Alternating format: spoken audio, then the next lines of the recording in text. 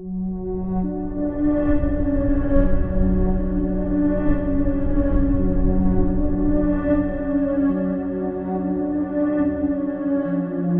I was newly single after my 2-year relationship ended, I was back to living alone again and back to swiping on Tinder and all those apps. I had been single for a few months already, and I had met a few people in that time. During that time, I matched a girl on Tinder named Tracy, and she gave me her Snapchat, but it quickly fizzled out to her just watching my stories and not really communicating. That kind of used to happen all the time when I was in college, but now being in my late 20s using Tinder and just being reminded of how immature all this online dating stuff is, it feels a lot different at this age. I own a corner townhome in a little community. If you're wondering what I do, I'm an accountant. Good money, but miserably boring. After my ex moved out, I thought I would be ready for the privacy and peace and quiet, but I'd say after the first month, the novelty of that wore off.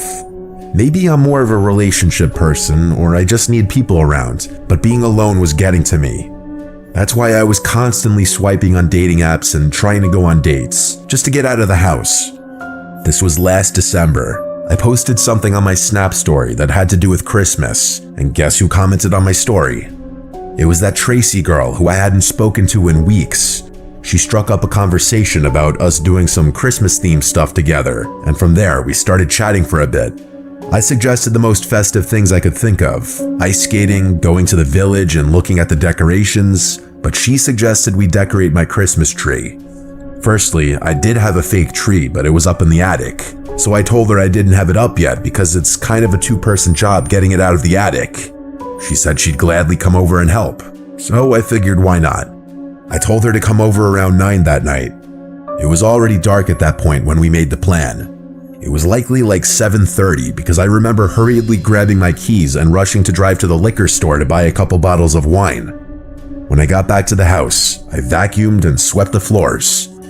Ever since my breakup, the things my girlfriend would do to clean the place were left to me, and I realized how quickly a place can get dirty. 9 p.m. rolled around, and I was low-key sitting upright on the couch with the TV on, pretending like I was just chilling in the living room watching a movie already. Meanwhile, I had set everything up to be cozy and relaxing, but I sat there for a while, waiting on her to message me or for the doorbell. I sent a follow-up saying, "Let me know when you're on your way," and I eventually started to think she was flaking, until finally around 9:30, when she said she's outside. She came inside, and I was shocked to find that I was looking up at her. She was a couple inches taller than me. I'm 5'10", so she had to be at least 6 feet tall. I also immediately picked up on the fact that she smelled like she was drenched in perfume. We went straight to the couch and sat down, and she sat really close to me, like our legs were touching. This is where I started to get confused in how exactly I was feeling. She looked a bit older, maybe a little rougher, I'm not sure how to explain it, and underneath that overpowering smell of cheap-smelling perfume, I couldn't help but feel like there was a slight hint of body odor, which completely turned me off. I asked her if she wanted wine, and she said yes please. So I went and poured a couple glasses as we talked. Have you ever met someone for the first time that you'd been texting or DMing for a while, and when you finally meet, they just end up being nothing like you pictured in your head? That was pretty much this. Something about her felt off, like she lacked certain social cues. I handed her a glass of Merlot and we cheers each other. I shit you not, she almost immediately spilled a huge drop of red wine on my light blue couch. I composed myself, but I wanted to scream. I said it's okay, as I ran to the kitchen to get a damp paper towel and sponge. I ran back to the couch and blotted it as quickly as I could before it would settle. She kept apologizing, and I kept saying it was okay. After this, it got a little more tense, and to break the tension, I suggested I get the tree out of the attic. So I went up to the attic, slid over the giant box with all the tree parts in it, and started handing her down the pieces one by one, each piece getting bigger until we got to the biggest part, the part that I wouldn't be able to handle going down the ladder on my own. She grabbed it with ease. I had to remember this girl's size. Once everything was handed down, I went back down and we assembled the tree in the living room with Christmas music playing. I poured her more wine and I drank more myself. I loosened up a bit more. Wine makes any situation feel better. Once we had the tree set up, next was the ornaments. I told her my ornaments were all in the crawl space. These ornaments were all from my childhood. My parents gave me bins and bins of Christmas decorations. So I went down to the crawl space and one by one started taking out the bins while I left Tracy in the living room to relax. As I was doing all of this, I started feeling woozy, like the wine was getting to my head. I've never been a heavy drinker, so I do have a low tolerance, but I felt like I hadn't drank that much to feel this way. I grabbed the first bin and started lugging it up the stairs. By the time I got to the top, Tracy wasn't anywhere in sight. I assumed she was in the bathroom at first and called her name. I looked around each room and then saw that the bathroom was empty. I scratched my head in confusion as I kept calling her name. I went to message her on Snap, but she never opened the Snap. I checked the 2 bedrooms too, but she was gone. I couldn't believe this. She snuck out on me. This was when I started wondering if she thought I was ugly or weird or something, even though truthfully, I wasn't even really into her either. I crashed onto the couch, which suddenly felt a lot more comfortable than before, and honestly, as far as I remember, I periodically checked my phone to see if she opened my Snap and just watched whatever was on TV, until my memory just faded to black. I swear, everything just went black. And then I woke up in darkness. No lights, no TV on. I looked around in the dark room, and I knew I was hearing things. I felt like I was still on the couch, and I felt weak. My limbs were hard to move, but I managed to find my phone right under me within seconds, and I checked the time. The second the phone screen lit up, I saw it. Even though the light was facing toward me, that glow from my phone screen with the brightness all the way up revealed the outline of a tall person's silhouette standing in front of me. For some reason, I didn't scream. I just put the phone down, bringing the room back to darkness. I finally opened my mouth to say, "Tracy," hoping it was her, but still not in that moment remembering what had happened earlier. Whoever was standing there didn't answer me. I eventually picked my phone back up and turned on the flashlight, and I saw that it was in fact Tracy standing in front of me. She wasn't moving, she was just looking down at me. I felt locked to the couch. I don't know if it was because of pure fear or the effects of whatever she had obviously laced me with. I genuinely was having a hard time moving my limbs. I felt weak and helpless. All I could manage to say was "Tracy" a couple more times. She turned towards the stairs, and again, I swear, she sprinted toward them, and all I heard were the disturbingly loud stomps of her running down the stairs. I heard something slam from downstairs. Looking back, I'd imagine it was the front door. Everything looked and sounded so wonky in those minutes after I woke up. Each passing minute, I felt more and more clear-headed, and moving became easier. I checked Snapchat to see that her account was gone, aka she blocked me. I looked out the front window and saw no cars outside besides my own and the neighbors. And then I realized I never saw the vehicle that she arrived in, or if she even arrived in one. I checked my entire home from top to bottom, checking for anything that could have been stolen. The only items I found missing seemed kind of bizarre at first, but honestly made so much sense soon after. Every last bottle of pills from my house was gone. All my vitamins and supplements, my bottles of Adderall, and even the bottle of Oxy that I had prescribed but never fully used after a surgery, those were in the drawer next to my bed. I noticed a bottle of vodka was taken from my mini fridge in my room too, but other than that, I didn't see anything else that could have been stolen. Still, I called the police right then and reported the robbery. I gave the Snapchat username and explained that I never got her number or knew anything really about her identity minus the name that she gave me, which was Tracy Gibson. The police knocked on my neighbor's door since all of our homes are attached, even though it was like 1 a.m. With me standing next to them, they questioned if he'd seen or heard anything strange, to which he said no, he'd been asleep. After about 20 minutes, the police left. I made sure all of my keys were still in place so as to make sure she couldn't get back in. But other than that, this Tracy person disappeared without a trace. I knew her behavior was quirky and wonky from the first few minutes of meeting her, and it makes so much sense now. I won't even call it a theory because I just know this is the truth. I think that girl, or woman I should say, was older than she claimed, and she was potentially homeless with a serious drug addiction.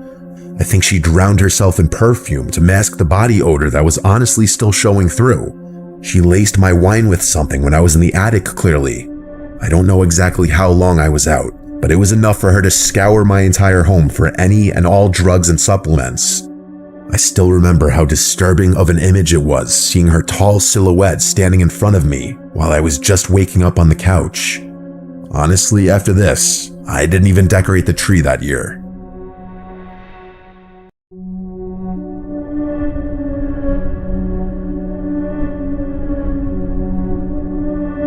This happened on Christmas Eve back in '97 when I was 7 years old. Since we're Jewish, we don't celebrate Christmas, so Christmas Eve was just like any other night for us. Our dad is a doctor, and since he's Jewish, he always works on call at the hospital during the Christmas holidays, so he wasn't home tonight. That just left my little sister and I by ourselves for the evening while our dad worked. Technically, our mom was home, but to be blunt, she was an alcoholic. Back then, being a 7-year-old, I had no idea what alcoholism was. All I knew was that my mom was always passed out once it got dark and near impossible to wake up. Sorry if it sounds harsh or TMI, but it's relevant to my story. My sister and I were downstairs watching TV when we heard a knock at the door. Being the oldest, I went to see who it was. Our door had glass panes built into it, which made it easy to see who was on the other side. There was a man standing outside in a Santa suit holding a bag, and when he saw me, he smiled and waved at me to come to the door. I went near the door but did not open it, and I thought it was odd that someone dressed like Santa would come to our house out of anyone's house in the neighborhood. He said, "Hey kid, it's me Santa. Let me in, I'll give you your presents." I remember point blank telling him that Santa isn't real, and that if he was, he doesn't give Jews presents anyway. That's when he said, "Of course I'm real. In the past, I only used to visit Christian homes, but lately, I felt bad that Jewish kids never get any presents. So this year, I changed the rules so that you can get presents too." But I didn't buy it, and instead, I remember getting mad at him, arguing that Jews get presents, we just get them during Hanukkah and not on Christmas. The smile fell from his face, and all his jolly charm disappeared as he began demanding I open the door. I told my sister to dial 911, and the guy seemed to run away. We did call the cops. However, unfortunately, the operator didn't understand what we were saying. Looking back, I think she may have thought we were just little kids excited that Santa Claus was coming to our house. Regardless, she didn't take us seriously, and instead just told us that this number was to be used for emergencies only before disconnecting the call. My sister and I now got really scared because we didn't know who else to call. Since we were only 4 and 7, the only numbers we knew how to dial were our home number and 911. And since this is the 90s, my dad didn't have a cell phone yet, and I had no idea what the hospital number was to reach him there. And with our mom impossible for us to wake up, we were essentially on our own. We hoped the man wouldn't come back, but a few minutes later, he was knocking on the door again. He said he knew the cops weren't coming and to go ahead and let him in or we'd be in big trouble. My sister started crying and ran upstairs trying to wake my mom. Not knowing what else to do, I did the one thing that made sense to my 7-year-old brain. I grabbed a bunch of candles we keep for our menorah and lit them all, then ran below where the smoke detector was. I blew out all the candles quickly before tossing them all up to the smoke detector. Thankfully, they gave off enough smoke to set off the smoke alarm. As an adult, I realized how stupid this was, and fortunately, I did not accidentally set the house on fire. But at that time, all I knew was that the smoke alarm would instantly call 911 for me and send help to our home. There was a fire department not even 2 minutes from our house, so they got here pretty fast. My sister came downstairs, scared of the fire alarm, but I told her there was no fire and to not go outside, but instead wait inside with me. To my amazement, the guy still did not leave. Instead, the bastard ran to the firefighters, presumably telling them that he was glad they showed up. I remember that he claimed he was my dad and that he dressed up like Santa Claus for Christmas Eve to surprise us. He explained that his suit didn't have any pockets to hold his keys and that with the door locked, he couldn't get the door open to save us from the fire, so he begged the firefighters to break down the door, and surprisingly, the firefighters seemed to believe him. They were actually getting ready to break down the door and told us to stand back, but we started crying, shouting at them that he's not our dad, that our dad is working at the hospital and that we have no idea who this guy was, and that we don't even celebrate Christmas. The firefighter who was about to break down the door thankfully stopped and listened to us. He asked, "You don't celebrate Christmas?" I told him no because we're Jewish, and showed him my kippah on my head as well as our menorah. I then broke down crying, explaining how I set off the smoke alarm to try and get help because the police wouldn't believe us, and to please not let the guy in. The firefighter thankfully believed me, and then asked the guy why Santa would show up to a Jewish home. I don't remember exactly what the guy said, but the firefighters clearly didn't believe him. 2 of them wrestled the guy to the ground while the other called the police to come by. They also asked what hospital my dad worked at so they could let him know what was going on. The police arrived and arrested the guy, while another officer stayed with us until my dad came home and explained the situation to him. My dad was furious with our mom for being wasted and essentially sleeping through the whole thing, but mostly he was grateful that we were okay. As far as Christmases go, I was glad to have our usual boring and quiet Christmas the following year. To this day, I think being Jewish saved my sister and I's lives, because had we opened that door to let Santa in, there's a good chance that would have been our final Christmas.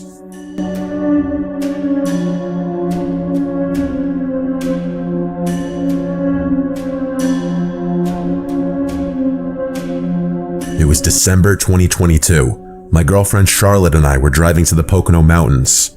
We had rented a super cozy looking Airbnb decked out with Christmas decorations, and it was nicely located with a nice view, big property, and not far from a cute little village.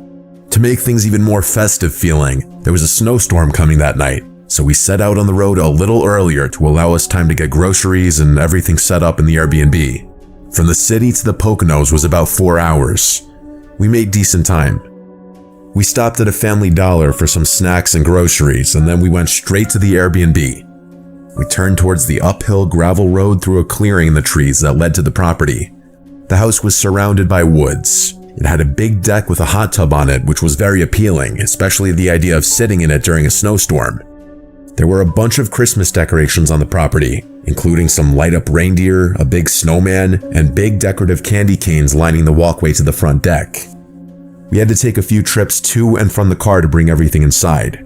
First impression, the place had a very comfy feeling as we expected from the pictures. It had a Christmas tree in one corner, stockings hung on the walls, and a bunch of smaller decorations scattered about.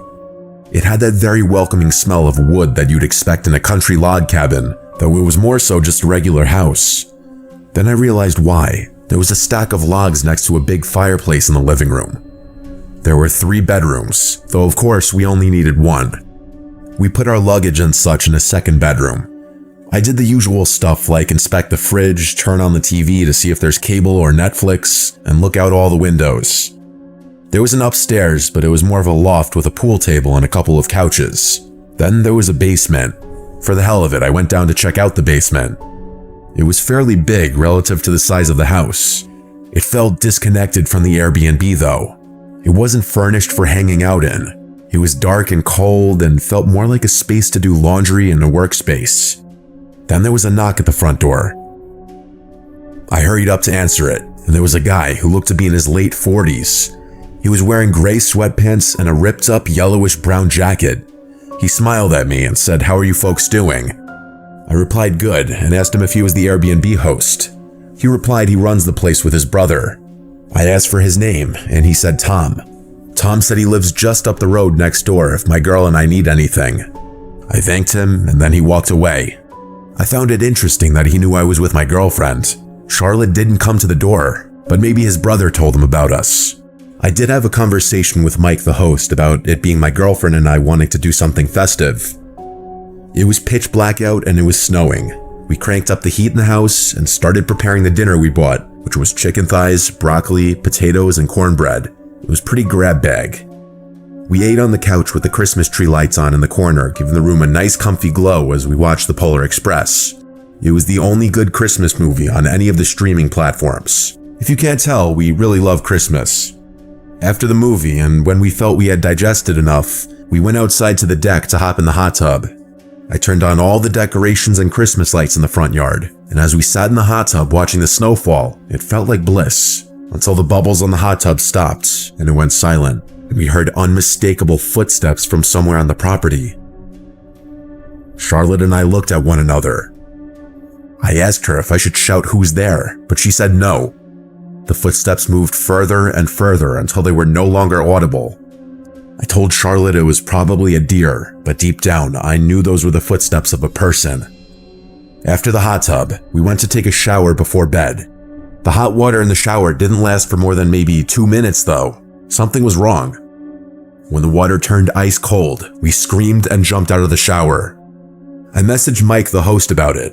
He responded within half an hour saying that's odd and that he'll have a guy come and look at the hot water heater tomorrow. We went to sleep after our half shower.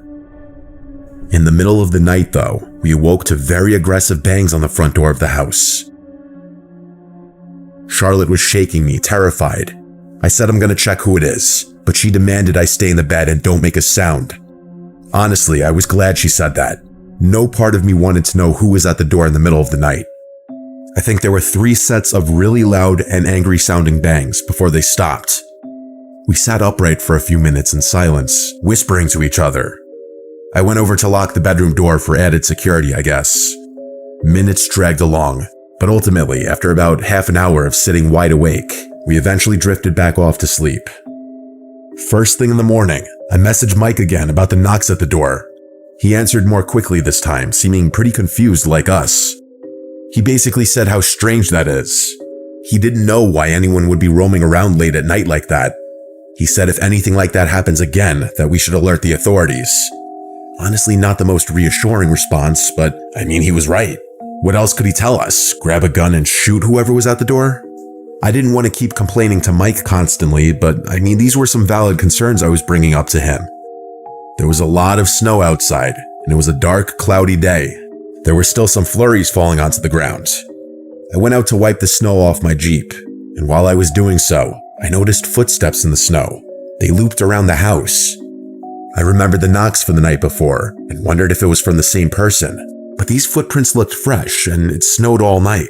Surely the footprints from last night would have filled in by now. I heard footsteps approaching now, actually, and I saw Tom walking from around my car. I told him about the hot water heater problem, and that Mike said they were sending someone to take a look at it. He said he knew and that he was here to take a look at it, actually. I also told him about the knocks at the door last night and the footprints in the snow. I even showed him. He looked at them and said there's a lot of strange folk out here that go snooping around at night. I asked if we should refrain from using the hot tub at night then, and he said no, that shouldn't be a problem. The people around here are harmless. He went inside into the house and walked around for a bit before walking down to the basement. He told me he'll have a look at the hot water heater. Tom seems like a weird dude, honestly. I messaged Mike saying Tom's here now checking out the water heater. Mike replied back asking, is Tom the name of the plumber? And I replied, no, your brother. He replied, what do you mean? He said he's my brother? It started to click in my head. I responded, do you have a brother named Tom who runs this Airbnb with you? And he replied, no, who is this person? I hurried to Charlotte and told her to collect her things quietly. We need to get out of here. As quickly as we could, we packed our bags, grabbed all of our stuff, and brought it outside to the car in one trip. I'm sure we left behind a charger or something small, but who cares? We got in my car, and when I started it, I looked in the rearview mirror and saw Tom quickly approaching the rear of the Jeep. I put it in drive and drove out of there as quickly as I could. When we were back on the road, we called Mike and explained everything and told him he needs to call the police now. He didn't stay on the line with us for long, but 20 minutes later, he called us back. We were in the car still. He said the police were there now and didn't see anyone in the house. Mike was on his way to the house as well, but he was mostly calling to get more details from us. We drove around the area and explored just as a way to calm our nerves after what just happened. After a few hours, we drove home. Mike messaged me later that night updating me and apologizing for everything. He said he didn't know anyone who resembled my description of Tom. What disturbs me is that man was watching us the entire time, from the moment we arrived to when we were in the hot tub, and he was probably the one banging on the front door in the middle of the night. Who knows what his intentions were? It's a good thing we left when we did, though.